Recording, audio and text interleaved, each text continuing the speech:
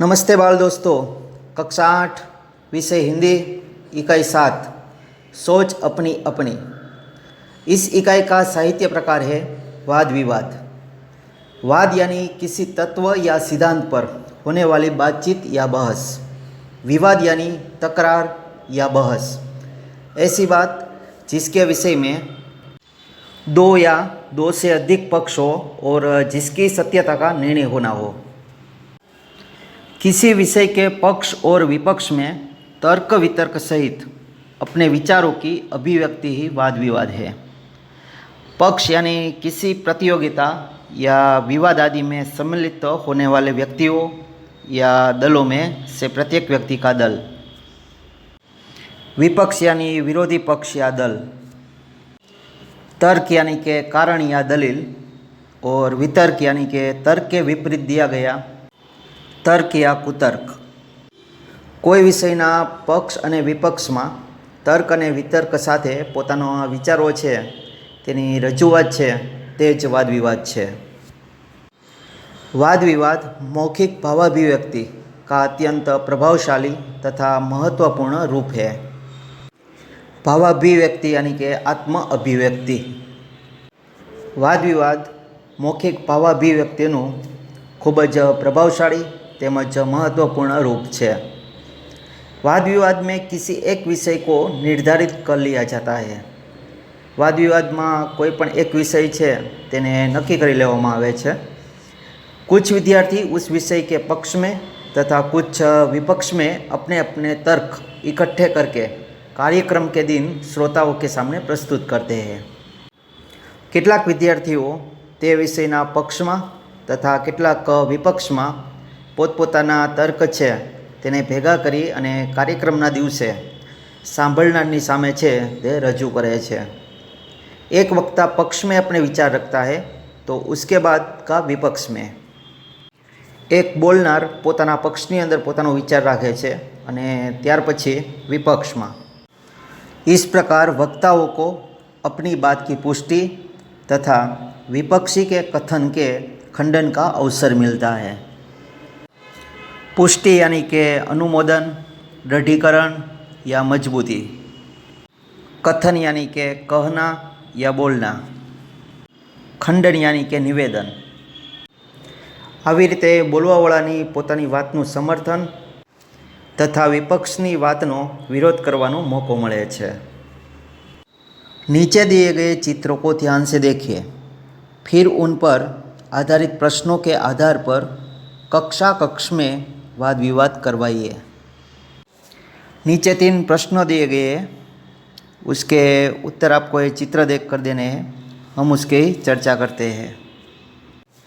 पहला प्रश्न, दोनों चित्रों में क्या अंतर है? दोस्तों यहाँ दिया हुआ चित्र देखिए। दोनों चित्रों में से एक चित्र गांव का और दूसरा नगर का है। गांव के चित्र में नदी है, उसके घाटों पर नहाते, कपड़े धोते, पानी भरते और काम करते लोग हैं। गांव में कच्चे घर है, लोग मामूली कपड़े पहने हुए हैं, लेकिन गांव में बड़ी शांति का वातावरण है। दूसरा चित्र देखें जो नगर का है। नगर के चित्र में चौड़ी और 2 तरफा सड़क है, पक्के मकान है, सड़क पर वाहन चल रहे हैं, वाहनों के कारण शोर है, लोग आधुनिक वेशभूषा में है। दूसरा प्रश्न, गांव तथा नगर के जीवन में क्या अंतर है और तुम्हें कौन सा जीवन रुचिकर लगता है, क्यों? तो दोस्तों गांव के जीवन में सादगी सरलता है, किसी तरह की बनावट और तड़क भड़क नहीं है। लोग शांति से अपने अपने काम करते हैं, नदी कुएं का पानी पीते हैं, वे अपने खेतों में उगाया अनाज तथा ताज़ी सब्जियाँ खाते हैं। लोग कच्चे घरों में रहते हैं पर उनका जीवन प्रकृति के बहुत नज़दीक होता है। नगर के जीवन में तड़क भड़क और बनावट अधिक होती है। लोग आधुनिक और फैशनेबल कपड़े पहनते हैं, वे पक्के मकानों में रहते हैं, वे नल का पानी पीते हैं और बाजार से अनाज तथा फल सब्जी खरीद कर खाते हैं। नगर की सड़कों पर वाहनों का हमेशा शोर होता है। लोग दुकानों, बैंकों और दफ्तरों में काम करते हैं। नगर के जीवन में शांति नहीं होती। लोगों का जीवन प्रकृति से बहुत दूर होता है। नगर के जीवन में अनेक दोष है, फिर भी मुझे यहाँ का जीवन ही पसंद है। यहाँ के लोग शिक्षित और प्रगतिशील होते हैं। नगर में अच्छे स्कूल और कॉलेज होते हैं। इनके कारण मनपसंद शैक्षणिक योग्यता प्राप्त की जा सकती है। अनेक संस्थाएं, पुस्तकालय आदि व्यक्ति की योग्यता बढ़ाने में सहायक होते हैं। उन्नति के जितने अवसर नगर में है उतने गांव में नहीं। इसलिए मुझे नगरीय जीवन ही रुचिकर लगता है।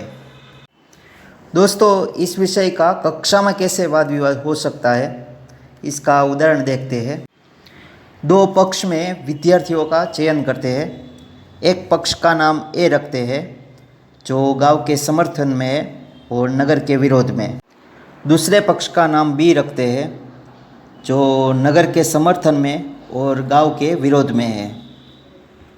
अब वाद विवाद की शुरुआत करते हैं। पक्ष ए: नगर अपने पक्के और आलीशान मकानों, पक्की सड़कों और वाहनों पर कितना भी गर्व करे, लेकिन सच तो यही है कि जो सुख शांति ग्रामीण जीवन में है वह नगर में नहीं मिल सकती। सुबह उठो, उगते हुए सूर्य के दर्शन करो और दिल लगाकर अपने खेतों में काम करो। ताज़ा अनाज, ताज़ा फल और ताज़ी सब्जियाँ खाओ। सूर्यास्त होते ही घर में आकर सबसे मिलो, बातें करो। गांव की बैठक में दिलचस्प चर्चाएं करो। यह है गांव का आनंद, यह है गांव की मस्ती। मेलों में जाओ, बैलगाड़ी साइकिल की सवारी का रस लूटो। जीवन का यह रस शहरों में कहाँ नसीब हो सकता है। वहाँ तो सब कुछ नकली, बनावटी। 24 घंटे अशांति ही अशांति, भागम भाग। यह कोई जीवन है? दूसरा पक्ष भी अपना पक्ष रखते हुए और ए पक्ष का विरोध करते हुए: वाह रे गांव के भक्त, इस 21वीं सदी में भी यह पिछड़ापन। नगर हमारे जीवन की प्रगति के परिचायक है, हमारी सभ्यता के प्रतीक है। वैज्ञानिक सभ्यता के फलने फूलने का अवसर नगरों में ही मिलता है। नगरों की भागदौड़ यहाँ के गतिशील जीवन की सूचक है। नगरों का शोरगुल यहाँ की जिंदा दिली का सबूत है। यहाँ के तमाम स्कूल, कॉलेज, इंस्टीट्यूट हमारी योग्यता को बढ़ाने में लगे रहते हैं। बुद्धि प्रतिभा की चमक दमक नगरों में ही देखी जा सकती है। इस तरह तुम्हारे गांव से तो हमारा नगर ही अच्छा है। इस तरह दोस्तों, पक्ष बी ने पक्ष ए की बात का खंडन किया और अपना जो पक्ष है वो उसने रखा। अब पक्ष ए है, वो पक्ष बी की बात का खंडन करेगा और अपना पक्ष रखेगा। इस तरह आगे ही बहस चलती रहेगी। इस तरह वाद विवाद होता रहता है, जिसमें एक विषय होता है, उसमें तर्क और वितर्क सहित अपने पक्ष और विपक्ष में विचार प्रस्तुत करते हैं। तीसरा प्रश्न: क्या तालाब का जल पीने के लिए योग्य है? यदि नहीं तो क्यों? दोस्तों, तालाब का जल पीने के लिए योग्य नहीं होता, क्योंकि तालाब चारों ओर से बंद होता है। उसमें चारों ओर से बाहर की धूल मिट्टी गिरती है, पेड़ों के पत्ते गिरकर सड़ते रहते हैं। लोग तालाब के किनारे कपड़े धोते हैं और जानवरों को नहलाते हैं। यह सारी गंदगी तालाब के जल को दूषित कर देती है। यह दूषित जल पीने से हैजा, पेचिश आदि तरह तरह की जानलेवा बीमारियां होने की पूरी संभावना होती है। इसलिए तालाब का जल पीने के योग्य नहीं होता। अब आगे दोस्तों, नीचे दिए हुए मुद्दों के आधार पर विज्ञान वरदान या अभिशाप, इस विषय पर कोई एक पक्ष में अपने विचार कारण सहित बताइए। जिसके मुद्दे हैं प्रदूषण, बिजली, अंतरिक्ष की खोज, डॉक्टरी सुविधा, दूरभाष, कंप्यूटर, परमाणु बम, पिस्तौल, यातायात, ग्लोबल वार्मिंग।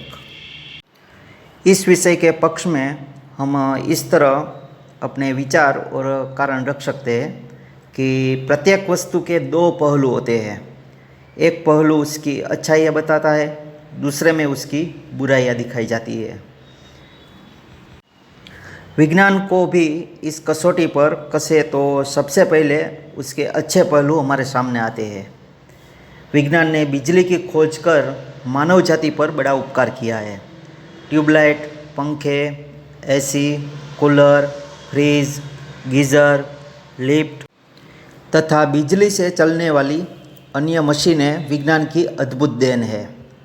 डॉक्टरी पेशे के तमाम उपकरण, एलोपैथी दवाइयाँ विज्ञान ने ही हमें दी है। टेलीफोन और मोबाइल हमें विज्ञान से मिले हैं। फिल्में और दूरदर्शन विज्ञान के ही उपहार है। कंप्यूटर देखकर तो विज्ञान ने आज की दुनिया ही बदल डाली है।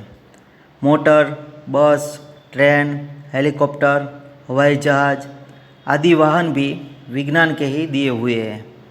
विज्ञान के कारण आज मनुष्य अंतरिक्ष में पहुंच गया है। चांद की धरती पर उसने अपने कदम रख दिए हैं। विज्ञान के इन अनमोल वरदानों के कारण मानव आज धरती पर ही स्वर्ग के सुख लूट रहा है। इन सब वैज्ञानिक आविष्कारों के साथ ही विज्ञान ने बंदूक, पिस्तौल, परमाणु बम जैसे हिंसा और विनाश के साधन भी हमें दिए हैं। विज्ञान के कारण आज जल, थल और वायु में प्रदूषण भी बढ़ा है। इसमें संदेह नहीं है कि ये विज्ञान के अभिशाप है, परंतु विज्ञान के वरदानों की तुलना में उसके अभिशाप खतरनाक होने पर भी कमज़ोर पड़ जाते हैं। सच तो यही है कि यदि विज्ञान न होता तो मानव जाति आज भी वही जीवन जीती जो आदिकाल में जंगलों में रहने वाले लोग जीते थे। इसलिए हमें विज्ञान को वरदान और आधुनिक वैज्ञानिकों का आभार मानना चाहिए। उनके प्रयत्नों से ही हमें वे वैज्ञानिक सुविधाएं मिली है। अब आगे दोस्तों प्रश्न दिया हुआ है, कौन शक्तिशाली है, कलम या तलवार? अपने विचार कारण सहित बताइए। दोस्तों, कलम लिखने का काम करती है, तलवार युद्ध में काम आती है। कलम के साथ दिमाग की शक्ति जुड़ी है, तलवार के साथ शारीरिक बल जुड़ा है। कलम कविता, कहानी, उपन्यास, जीवन चरित्र आदि लिखती है। तलवार गले काटती है और खून बहाती है। कलम आनंद देती है, उससे समाज में सुख शांति का प्रसार होता है। वह लोगों के दिल जीतती है, वह बुरों को अच्छा बताती है। रामायण पढ़कर कितने ही रावण राम बन गए। गांधी जी की आत्मकथा ने कितने ही बुरे लोगों को अच्छा बना दिया। व्यास, वाल्मीकि, कालिदास, तुलसीदास, रविंद्रनाथ टैगोर, शेक्सपियर आदि कलम के कारण मरकर भी अमर हो गए। कलम ने कई सिंहासन पलट दिए हैं। फ्रांस की राज्य क्रांति रूसो, वाल्टियर की कलम की ताकत से ही हुई थी। तलवार रक्षा का साधन जरूर है, पर उसकी शक्ति कुछ समय तक ही रहती है। कलम की शक्ति युग युग तक छाई रहती है। इसलिए हमारे विचार से तलवार की अपेक्षा कलम ही अधिक शक्तिशाली है। अब आगे दोस्तों सामग्री पढ़िए और उनके आधार पर प्रश्नों के उत्तर दीजिए। बहुत दूर जन्म ले रहा है धरती जैसा ग्रह। नासा की दूरबीन ने दिखाई पृथ्वी के जन्म जैसी तस्वीरें। 424 प्रकाश वर्ष दूर है नया ग्रह। शिकागो हमारी पृथ्वी से 424 प्रकाश वर्ष दूर गर्म गर्दो गुब्बारों के बीच धरती जैसा एक ग्रह आकार ग्रहण कर रहा है। वैज्ञानिकों के मुताबिक 1 करोड़ से 1.6 करोड़ वर्ष की उम्र वाले इस ग्रह का सौरमंडल अभी मुश्किल से किशोरावस्था में है। लेकिन जॉन हॉपकिंस यूनिवर्सिटी की एप्लाइड फिजिक्स प्रयोगशाला के मुखिया कैरी सिसे, जो एक वैज्ञानिक है, उसके मुताबिक यह पृथ्वी जैसे ग्रह के जन्म लेने की बिल्कुल सही अवस्था है। इस सौरमंडल के 2 तारों में से एक के इर्द गिर्द धूल की गहरी रिंग बन गई है। वैज्ञानिकों के मुताबिक यह रिंग सौरमंडल के बसने योग्य क्षेत्र में जमा हो रही है और एक दिन इस जगह पर धरती जैसा मिट्टी पत्थर से बना ग्रह जन्म लेगा, जिसमें पानी भी मौजूद होगा। शिष्य कहते हैं कि सूर्य जैसे तारों के चारों ओर धूल के ऐसी पट्टियों का जन्म लेना बहुत दुर्लभ घटना है और इसके बाहर की ओर बर्फीली बेल्ट से यह संभावना बनती है कि एक दिन इस ग्रह में पानी भी मौजूद होगा। उन्होंने कहा कि ग्रह का रूप ले रही धूल उन्हीं पदार्थों से बनी है जिनसे हमारी पृथ्वी के क्रस्ट व कोर का निर्माण हुआ है। शिष्य के अनुसार इस बात से भी इनकार नहीं किया जा सकता कि एक दिन वहाँ धरती जैसा जीवन भी पनपे। उन्होंने कहा कि यह धरती के जन्म की घटना को दोबारा देखने जैसा अनुभव है। इस दुर्लभ ब्रह्मांडीय घटना की तस्वीरें नासा के स्पिट्जर स्पेस टेलीस्कोप ने उतारी है। वैज्ञानिकों के मुताबिक इन दृश्यों को धरती तक टेलीस्कोप तक पहुंचने में 424 वर्ष लग गए, लेकिन एक नए ग्रह के जीवन की तुलना में यह पलक झपकने जैसा है। उन्होंने बताया कि इस ग्रह को हमारी पृथ्वी जैसा रूप ग्रहण करने में अभी और 10 करोड़ साल लग सकते हैं। अब दोस्तों इस पैराग्राफ में से 3 प्रश्न निकलते हैं। इसमें पहला प्रश्न दिया हुआ है, अंतरिक्ष की किस घटना से वैज्ञानिक उत्साहित है? तो आप उत्तर इस तरह लिख सकते हैं, वैज्ञानिक इस घटना से उत्साहित है कि अंतरिक्ष में पृथ्वी जैसा एक नया ग्रह जन्म ले रहा है। दूसरा प्रश्न, पृथ्वी जैसा ग्रह बनने के लिए अंतरिक्ष में किस प्रकार की स्थिति होना आवश्यक है? तो आप उत्तर में लिख सकते हैं, पृथ्वी जैसा ग्रह बनने के लिए यह आवश्यक है कि अंतरिक्ष में पानी मौजूद हो, इसके साथ धूल मिट्टी की परत हो, ऐसी चट्टानें हो जिनसे पृथ्वी की ऊपरी परतों का निर्माण हुआ हो। तीसरा प्रश्न दिया हुआ है, रेखा खींचकर सही जोड़ मिलाइए।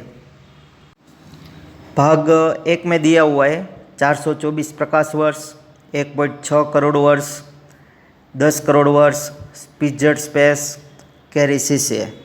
और दूसरे भाग में दिया हुआ है नासा का टेलीस्कोप, पृथ्वी से नए ग्रह की दूरी, वैज्ञानिक, पूर्ण ग्रह बनने में लगने वाला समय, नए ग्रह की उम्र। तो इसका उत्तर हम इस तरह लिख सकते हैं, 424 प्रकाश वर्ष, तो सामने लिखेंगे पृथ्वी से नए ग्रह की दूरी। 1.6 करोड़ वर्ष, तो सामने लिखेंगे नए ग्रह की उम्र। 10 करोड़ वर्ष, तो सामने लिखेंगे पूर्ण ग्रह बनने में लगने वाला समय। स्पिट्जर स्पेस, तो सामने लिखेंगे नासा का टेलीस्कोप। और कैरिसिस है, तो सामने लिखेंगे वैज्ञानिक। यहाँ पे दोस्तों इकाई 7 सोच अपनी अपनी की पढ़ाई पूर्ण होती है। आगे इकाई दी गई हुई है, इकाई 8 माँ का एक कहानी, इसकी पढ़ाई अगले वीडियो में करेंगे।